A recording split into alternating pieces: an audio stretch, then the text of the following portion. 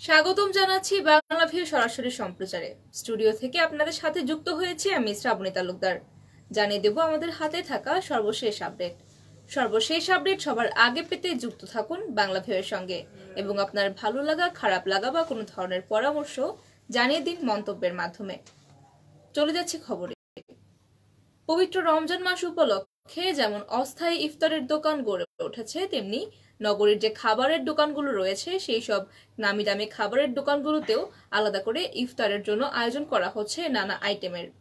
এবং এই উপলক্ষে ভ্রাম্যমাণ আদালত পরিচালনা করছেন সিলেট ভোক্তা অধিকার সংরক্ষণ অধিদপ্তর। এর ধারাবাহিকতায় আজ তারা সিলেটের উপশহরে অভিযান পরিচালনা করেছেন এবং নামি দামি দুইটি খাবারের ব্র্যান্ড রাজমহল এবং আরেকটি নামি দামি মেগা সব স্বপ্নকে তারা অর্থদণ্ড জরিমানা করেছেন।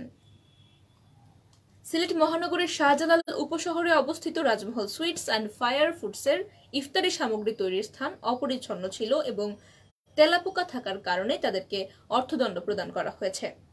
আজ দুপুরে জাতীয় ভোক্তা অধিকার সংরক্ষণ অধিদপ্তর সিলেট কার্যালয়ের টিম ভ্রাম্যমাণ আদালত পরিচালনা করেছেন এবং ভোক্তা অধিকার সিলেটের সহকারী পরিচালক মোহাম্মদ আরিফ মিয়া এতে নেতৃত্ব দিয়েছেন।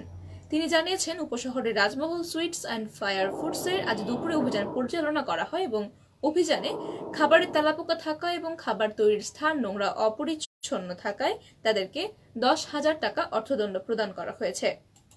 এদিকে উপশহরের শাহজালাল উপশহরের মেগা শপ স্বপ্নতে তরমুজ বিক্রিতে অতিরিক্ত মূল্য রাখা হচ্ছিল এবং এই অতিরিক্ত মূল্য রেখে ক্রেতাদেরকে ঠকানোর জন্য তাদেরকেও 15,000 টাকা অর্থদণ্ড প্রদান করা হয়েছে।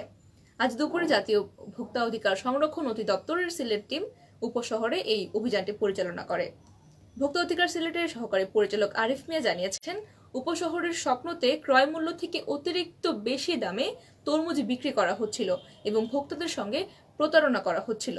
হাতে নাতে এর প্রমাণ পেয়ে তাদেরকে 15,000 টাকা অর্থদণ্ড প্রদান করা হয়েছে এবং এমন অভিযান তারা পুরো রমজান মাস জুড়েই অব্যাহত রাখবেন বলেও জানিয়েছেন।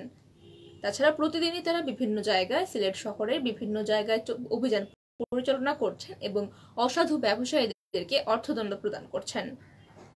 সুপ্রিয় দর্শক শ্রোতা, এই ছিল আমাদের হাতে থাকা সর্বশেষ আপডেট।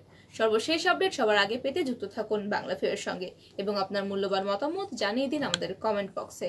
এতক্ষণ সঙ্গে থাকার জন্য সকলকে অসংখ্য ধন্যবাদ। আপনি যদি ইউটিউবে দেখে থাকেন তাহলে অবশ্যই চ্যানেলটি সাবস্ক্রাইব করুন এবং পরবর্তী ভিডিও পেতে বেল আইকনটি ক্লিক করুন।